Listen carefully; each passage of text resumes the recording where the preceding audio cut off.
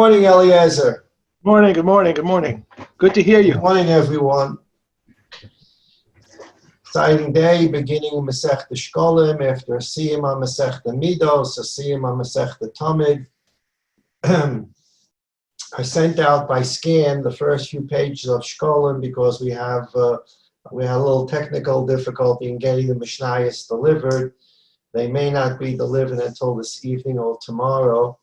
For those of you who do go outside your homes, and it is possible for you to pick them up, please be in touch with me either by calling me or by sending me an email, and we'll arrange a time for you to be able to pick up the Mishnayos. For others who are unable to do that, we are going to be arranging a delivery tonight or tomorrow. Today's shir, beginning Maseches Shekalim, is Le'ili Nishmas Sima Bas Avram, Aleh Shalom. She should have an Aliyas Neshama. It's the mother of Mrs. Tillis.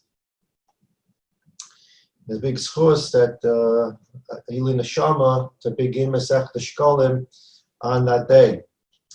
So the first page in your handout is a Hakdama to Maseches Shekalim. And it says, No Seha Maseches, the subjects of the Masechta. Maseches Shekalim Meva'eres es mitzvahs machzis hashekel v'hashimush b'shekalim. Part of Maseches Shekalim deals with the collection of the half shekel and what was it used for. There are expenses, obviously, there are expenses in running a Beis HaMikdash, and this was to be paid for by the machzis hashekel. Klal Yisrael shared in this equally. Everyone donated a matzah shekel, and that's what the first part of the Masechta is about. And anyone that's been involved in congregational life knows that when you say everyone has to bring a matzah shekel, it's not that simple to collect a matzah shekel. It's easier to make the announcement than to actually collect it.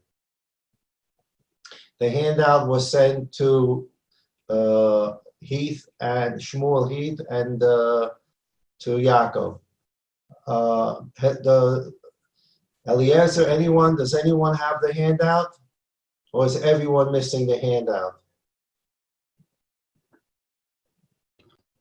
I don't know. I have the handout. I didn't see it anywhere. I looked under chat and I looked under Gmail, but I didn't see anything at all.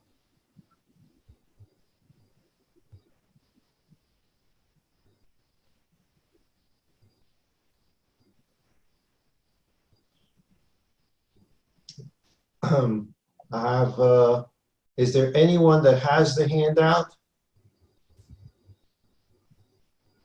Or is everyone missing the handout? Can you hear me? Rabbi Lublin, can you hear me? I don't think there's any handout. No good. Can I assume that no one has the handout? Am I correct? Correct. Okay. Correct. So Right. what I'm going to do here is I'm going to Yosef Simons. You there? Oh, you don't have the whole group. All right. We'll just try to do our best for today. You can start by taking a moment and getting a chumash. We're going to learn some psukim in the Torah. You get a chumash. We're going to read these psukim together, which is on the handout. You'll turn to Parshas Kisisa.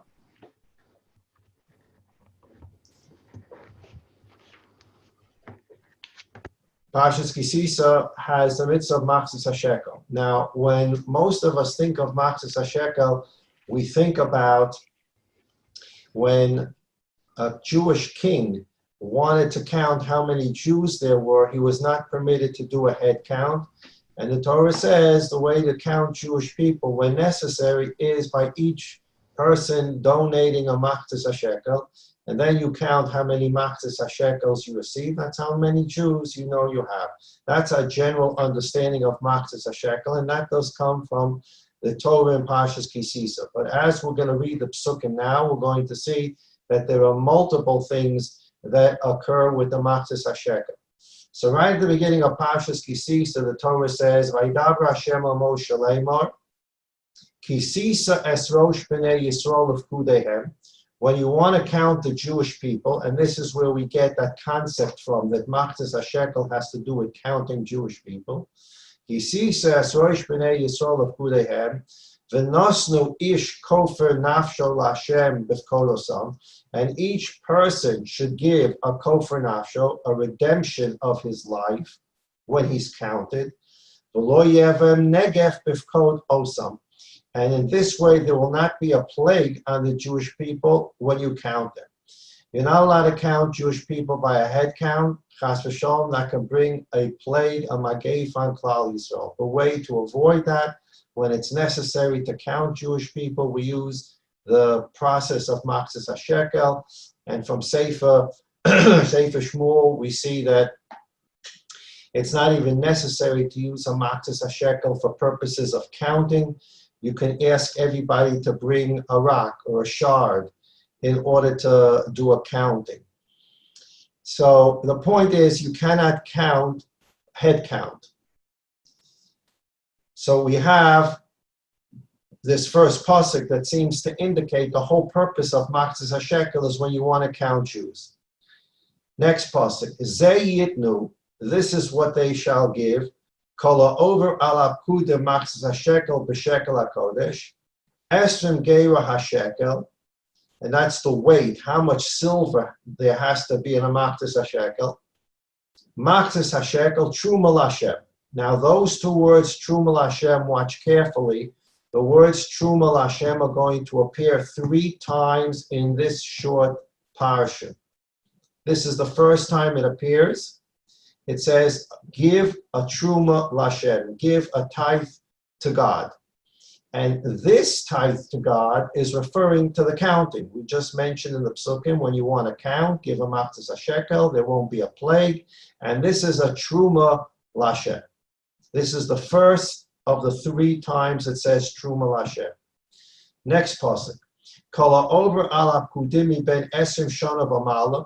Anybody that's over the age of 20, we'll see later in the Maseches Shekalim when we get into it further, what is the age for bringing Machzis HaShekel. It seems very clear in the pasuk that it's for 20 years and older, and it appears to be only men.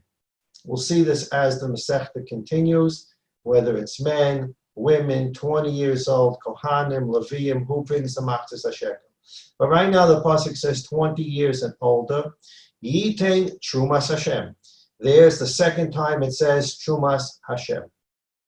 Ha'osher lo yarve. The wealthy man may not give more than the half a shekel. V'hadal lo yamit. And the person that is poor shall not give less than the Machzis HaShekel. Losei says Trumas Hashem. There you go. There's the third time it says Trumas Hashem. L'chaper al nafsho seichem, to atone for your souls. V'lakachta es kesef hakipurim, and take this money of atonement, me'es b'nei Yisrael, from the Jewish people, v'nasata oso al avodas Ohel Moed, and you should donate and give this money for the work of the Mishkan. This is the Machzis HaShekel that is the subject of this Masechta. The Machzis HaShekel that is going to be given to the Mishkan and later for the Beis HaMikdash. V'hoya l'vnei Yisrael l'zikron l'vnei Hashem l'chaper al nafsho seichem. So we've read the parsha. It says 3 times the word Trumas Hashem. Rashi explains that the Trumas Hashem here is referring to 3 separate Trumos, and not all 3 are relevant any longer. The first of the 3 Trumas was Machzis HaShekel from every single Jew, and that Machzis HaShekel was used. They melted it, they melted the silver, and from that silver they built the Adonim for the Mishkan. The Mishkan, remember, was made out of boards, and the boards were put into silver holders at the bottom. They made boards that had 2. They had a board, and at the bottom of the board there were like 2 teeth, and each tooth fit into a silver holder, and that's how the boards were set up and held together. The foundation of the boards were these silver holders, and they needed 100 silver holders to hold together the boards of the Mishkan. Those 100 silver holders came from the first Machzis HaShekel of that year in the desert. That Machzis HaShekel was not collected after that. That was just for those silver holders. Once the silver holders were built, they did not collect that Machzis HaShekel again. The second Machzis HaShekel is the Machzis HaShekel that really concerns us. That's the Machzis HaShekel that has to be collected every single year. And the rule of every single year is as follows. The Gemara learns out from a pasuk that on Rosh Chodesh Nisan, the karbonos that are brought on Rosh Chodesh Nisan, which is the beginning of the Jewish year based upon calendar months, there's the year calendar, which begins in Tishrei. There's the month calendar that begins in Nisan. The Jewish holidays are calculated from Nisan. Pesach is the first of the Shalosh Regalim. Shavuos is the second. Sukkot is the third. So when we're counting months and Yomim Tovim, we count from Nisan. When we're counting years, we count from Tishrei. We learn out of a pasuk that the first day of Nisan has to have karbonos. We just finished Masechet Tamid, and you had to buy the animals for the Korban Tamid beginning on the first day of Nisan from a new collection. In other words, last year, let's talk about make-believe today is Rosh Chodesh Nisan. Today is Rosh Chodesh Nisan. Last year, Rosh Chodesh Nisan, there was a tremendous amount of money that had been collected in Machzis HaShekel, and that Machzis HaShekel was used throughout the year to buy the animals for the Korban Tamid of the morning, the Korban Tamid in the afternoon, the public offering for Shabbos, the public offering for Rosh Chodesh, the public offering for Yom Tov, the public offering for Chol HaMoed. All the animals for public offerings for a whole year were bought with this Machzis HaShekel. There were tremendous other expenses in running the Beis HaMikdash, buying a Parah Aduma when those things came up. We'll see all these things in this Masechta, what they used the Machzis HaShekel for. So last year, Rosh Chodesh Nisan, they had a tremendous amount of Machzis HaShekels to take them through the year. Today is Rosh Chodesh Nisan. Any animal that's going to be brought beginning this morning for a public offering in the Beis HaMikdash for the coming year, you couldn't use the money that was left over from last year's collection of Machzis HaShekel. That collection of last year's Machzis HaShekel was used for other things in the Beis HaMikdash. It became a separate sort of bank account. The Machzis HaShekel that was collected this year, we'll see how it was collected. It was collected this year. That's the money that was used for karbonos beginning today, Rosh Chodesh Nisan, and continuing for the next 12 months. Money left over from last year was put aside for other expenses, but for public offerings beginning today, Rosh Chodesh Nisan, those animals had to be bought with the new collection. When did the collection start? So we read this when we made the Siyum on Masechta Tamid. The first rule in the Mishnah, Perek Aleph, Be'echad Ba'adar, on the first day of Adar, Mashmiim al Ashkolim. On the first day of Adar, the Beis Din would send out shluchim, messengers, to go all over Eretz Yisrael. So it's Rosh Chodesh Adar, which is a full month before Rosh Chodesh Nisan. So they make announcements all over Eretz Yisrael. You have a month to get your Machzis HaShekel to the Beis HaMikdash. That wasn't a simple thing because you needed a Machzis HaShekel, and if you didn't have a Machzis HaShekel, you had to go to a money changer, and the money changer if you had a shekel, you didn't bring a shekel to the Beis HaMikdash. We'll learn all this in the Masechta. If you brought a shekel, then you had to pay. We're going to learn about money changes in this Masechta. If you brought more than the Machzis HaShekel, that means that you gave the Beis HaMikdash a shekel, and that means that the Beis Hamikdash now had to do an exchange rate for the shekel and give you back change, and that resulted in a fee for doing the exchange. We're going to learn about that in the Masechta. But the easiest thing to do is to get the machzis hashekel with the proper weight, esrim geira shekel, with the proper weight of silver, and bring it to the Beis Hamikdash. So you had 30 days in advance announcement. It is now Rosh Chodesh Adar. Within 30 days from now, get your machzis hashekel to the Beis Hamikdash, because on Rosh Chodesh Nisan, a month from now, we must begin purchasing animals with the new collection. So on the first day of every Adar, the Beis Din sent out messages all over Eretz Yisrael, begin collecting the Shekalim, the machzis hashekel. Va'al haklayim. We're not going to go too much into this halacha. It's just another thing that Beis Din did on Rosh Chodesh Adar. On Rosh Chodesh Adar, they sent out a message all over Eretz Yisrael to remind people about klayim. The whole Masechta in Seidas Roim about klayim, things that are planted together, types of things that are planted together that are not allowed to be planted together. So you take an easy example, though there's no really easy example in klayim. But for an easy example, we're going to take somebody who decides he's going to plant beans and barley in the same field. And this is prohibited.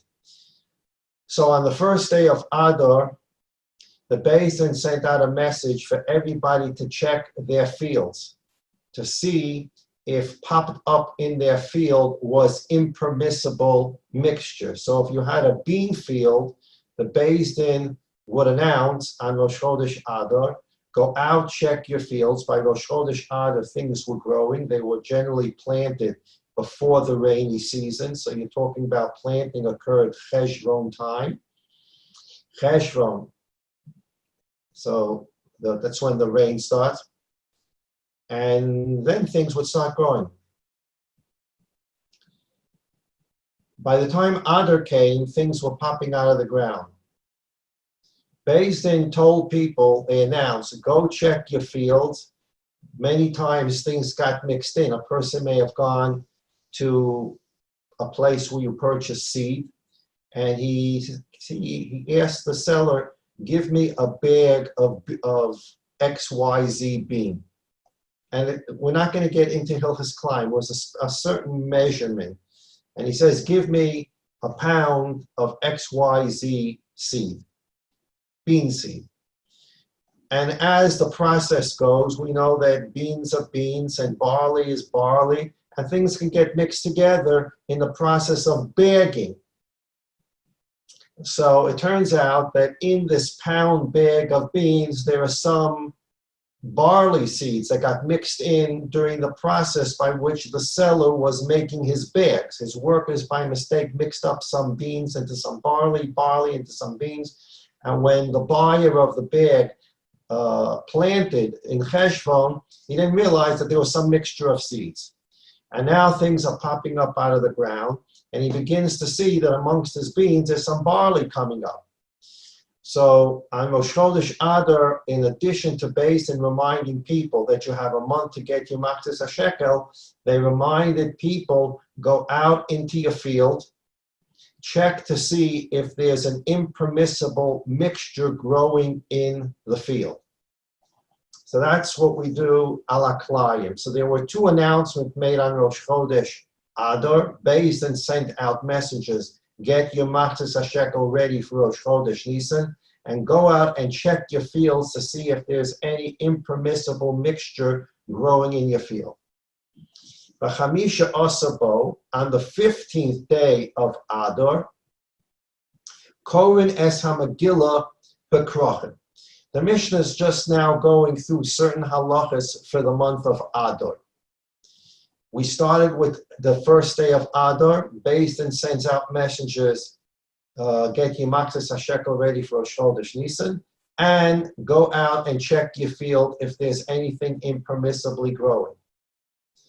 On the 15th day of Adar, what do? Korin es HaMegillah B'Krochen. The 15th day of Adar is the day that the Megillah is read in cities that had walls since the days of Yoshua ben Nun. U'mesaknin es hadrochim, and on the 15th day of Adar, they began sending out, who pays for this? We'll see in the Masechta. They started sending out crews to check the walkways, the Esar Chobos, and to check the streets. Remember, the streets in those days were not concrete or tar. They were basically dirt. And during the rainy season, the dirt became mud. And now that we're getting to Adar, and we're coming now to the spring, and especially since we're coming to Pesach, and everybody has to be Ola Regel, we need to have streets and pathways that are not muddy. So on the 15th day of Adar, they began cleaning the pathways and the streets from the mud and leveling them so that people would be able to walk during the spring and summer months and be able to be Ola Regel. Another reason for them doing this, an interesting reason given, is a Roitzeach B'Shogeg, Lo Aleinu, if someone kills another person unintentionally, he has to go to Ori Miklat. He stays in Ori Miklat until the Kohen Gadol dies. And if he leaves the Ori Miklat, then a Goel Hadam, a relative of the victim, is permitted to kill the quote-unquote unintentional murderer. So he stays in the Ori Miklat, and he has to get to the Ori Miklat. In order to get to the Ori Miklat, you need paths and streets. And during the winter months, when the paths and the streets were muddy, if Chas v'Sholom such a thing happened, it was hard for the Rotzech B'Shogeg to get to the Ori Miklat because it was hard to travel. So once 15th of Adar came, that's another reason. They leveled, cleaned off the pathways and the streets. Ve'es mikvos hamayim. They checked the mikvahs all over Eretz Yisrael on the 15th day of Adar.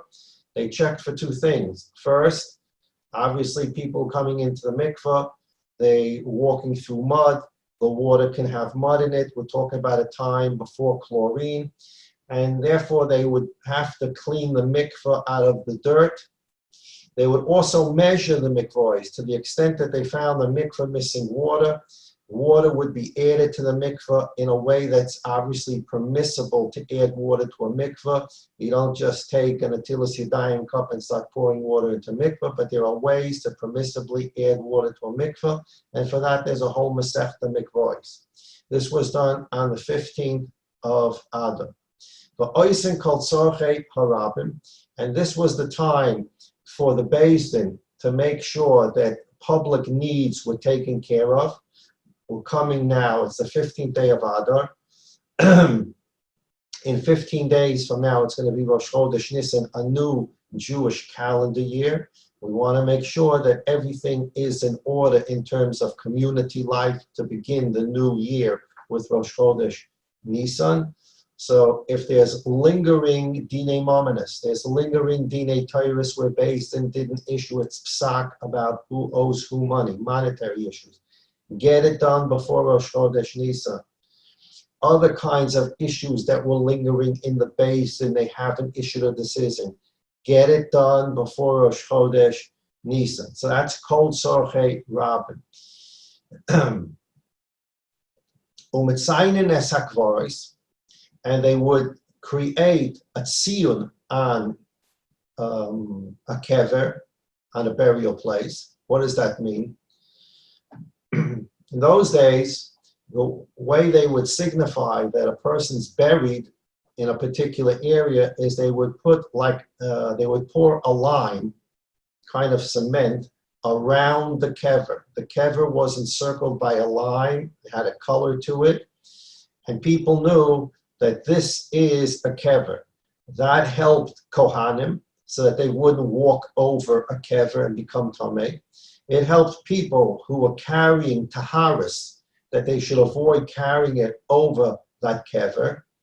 And during the winter months, the rainy months, this line, the sid, or the cement, would become undone, and it would wash away.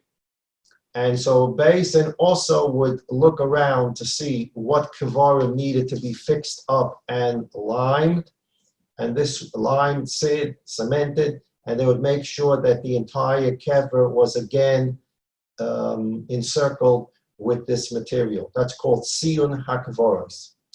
V'yotzim af al haklayim. And Beis Din not only made an announcement that you better check your fields to make sure there's no impermissible things, mixtures growing in the fields.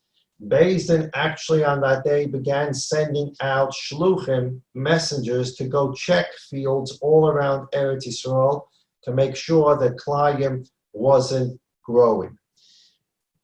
Not only did they make the announcement, but because we're dealing here with a financial loss, people may not be that interested in ripping up things that are growing in their field. So besides the announcement, the Beis Din also sent out messengers to go check to see what's going on. Mishnah Beis will finish this concept of Kalayim. Amar Reb Yehuda said,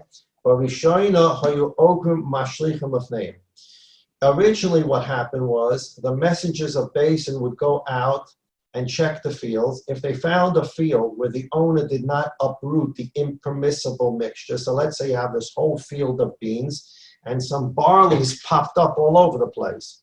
The owner was supposed to rip out the barley. He didn't.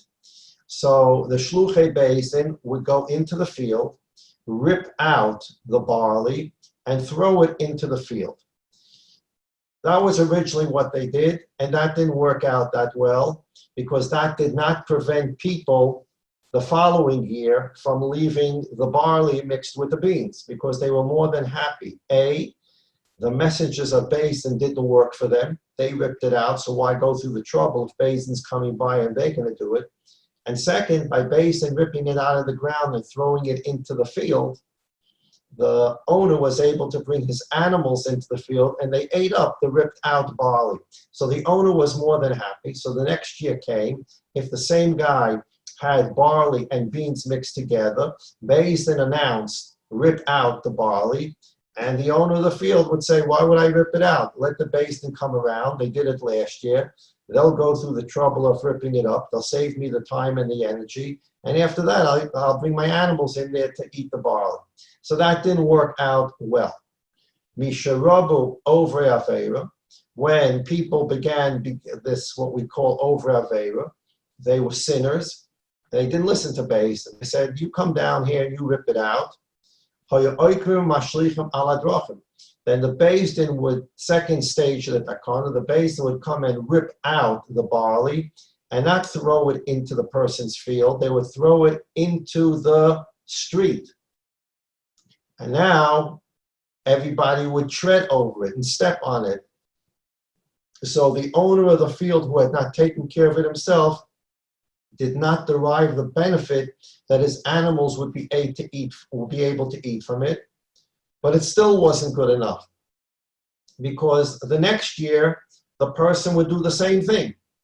He would say, I heard the announcement, rip up the barley, let Beis Din come, they'll save me the time and the effort, let them rip it up, they'll throw it into the street. Okay, so it wasn't as good as it used to be where my animals were able to eat it, but at least they saved me the time and the effort. They're ripping it up and they'll throw it into the street. Why should I do it myself? So Hiskinu, Beis Din was finally Masak and Shumafkirim Kol Hasadikula. This is a very extreme remedy that's available to Beis Din. Beis Din, they came across a field eventually as this takana progressed. They came across a field. They made the announcement on the 15th of Adar, make sure your fields don't have kalayim. They then went and inspected fields. They found a field that had kalayim in it, that the owner hadn't ripped out the mixture, and they were mafkir the field. They made the field hefker. They declared that this field is no longer owned by Reuven or Shimon, whoever owned it, and anybody who wants to can come in here, take what they want, do what they want. This field no longer belongs to Shimon. This is the power that we call Hefker, Beis Din, Hefker. Beis Din, under certain circumstances, can get together and take away the ownership of a person over an item or over land. And where we learn this out from, one of the places we learn it out from is Perek Yud in Ezra. We've discussed this event many times. It's described in Sefer Nehemiah and it's described in Sefer Ezra. The Jews who came back to build the second Beis Hamikdash were quote unquote not the finest Jews. The Jews that came back to build the Beis Hamikdash, most of them were married to Gentile women. They were married to Babylonian women. And when they came back to Eretz Yisrael to build the second Beis Hamikdash, they brought their Babylonian Gentile wives with them. And these are the men that are building the wall of Yerushalayim, and these are the men that are building the second Beis Hamikdash. The finer people, quote unquote, remained in Bavel. We've talked about that many times. And that's the subject of the last parak in Kedushin, Asar Yochsen Olomi Bavel. We talked about the fact that the Levium didn't come back except the Ketzutzei Bahonos. The only Levium came back were the ones that had bitten off their thumbs when they went to Bavel. They're the ones that came back. Other Levium did not come back, and Ezra made a knas. He penalized the Levium for not coming back, whereby Meiser, which usually goes to a Levi, was now brought to the Beis Hamikdash and not given to Levium, and then it was given out in the Beis Hamikdash. So, in that context, there was a whole process by which Ezra and Nehemiah separated the Jewish men from their Gentile wives. There's a whole process. It began in Rosh Hashanah. We talked about that, the Rosh Hashanah, the Shahamayim, and the process continued. In Ezra Perek Yud, there's again a discussion about separating the men from their Gentile wives. And Ezra, Pasuk says, Vayokum Ezra, Vayashba Asore Kohanim Halavim Chol Yisrael Lasis Kadov Razeh Vayishaveyu. Ezra had the Kohanim, the Leviim, the Jewish people, everybody swore to take care of this problem, to rid themselves of Gentile wives. Vayaviru kol b'Yehuda b'Yerushalayim l'chol b'nei Hagola likovet Yerushalayim. And an announcement was made all over Yehuda and Yerushalayim. Remember, the second Beis Hamikdash doesn't have 12 tribes. It only has 2 tribes. The 10 tribes that were sent into exile from the northern kingdom by the Assyrian king did not return for the second Beis Hamikdash. Those that returned for the second Beis Hamikdash were Yehuda and Binyamin. So there was an announcement made that everyone who's returned to Eretz Yisrael were going to gather in Yerushalayim. Any Jew that doesn't show up in 3 days from now, so that was the meeting point, 3 days after the announcement, everyone is to show up in Yerushalayim for a major convocation. Yocharam kol rechusho. Any Jew who doesn't show up 3 days from now in Yerushalayim, everything he owns is hefker. Anyone can take what he has. It's not stealing. We are dispossessing him of everything he has. And then the pasuk goes on and says that they gathered on the 20th day of Kislev to further deal with the intermarriages. But from these words, Ezra said, and if you don't show up in 3 days from now, everything you own will become hefker, you will be dispossessed, and people will be able to take it. From there we learn out hefker based and hefker. Therefore, if a person hears the announcement on the 15th of Adar, clean up the fields, check the fields, make sure there's no kalayim, based and then investigated to see if there was kalayim. If they found kalayim, the first takana was they ripped it out and left it in the field. That didn't work. The next takana was they ripped it out of the field and they threw it into the street, and that didn't work. And finally, the takana was if we find the fields mixed with impermissible klaya mixture, we're going to be mafkir. We're going to dispossess you of that field, and anyone can take it. Anyone can do whatever they want in that field, take whatever's growing in that field. Okay, so that is Mishnah Aleph and Mishnah Beis on Maseches Shekalim. Basically, in terms of Shekalim, we learned a lot of different things about what the Beis Din did during Chodesh Adar. For us right now, where we're up to is one rule. On Rosh Chodesh Adar, an announcement was made all over Eretz Yisrael by messengers of Beis Din. On Rosh Chodesh Nisan, by Rosh Chodesh Nisan, you must have your Machtes HaShekel to the Beis HaMikdash, so that on Rosh Chodesh Nisan, the animals that are bought to bring Karbonos Tziva for the following year will be bought from a new collection of Machtes HaShekel and not from last year's collection. That announcement is on Rosh Chodesh Adar. The next Mishnah, which Hashem will see tomorrow, it deals with the 15th of Adar and how they proceeded to collect the Machtes HaShekel.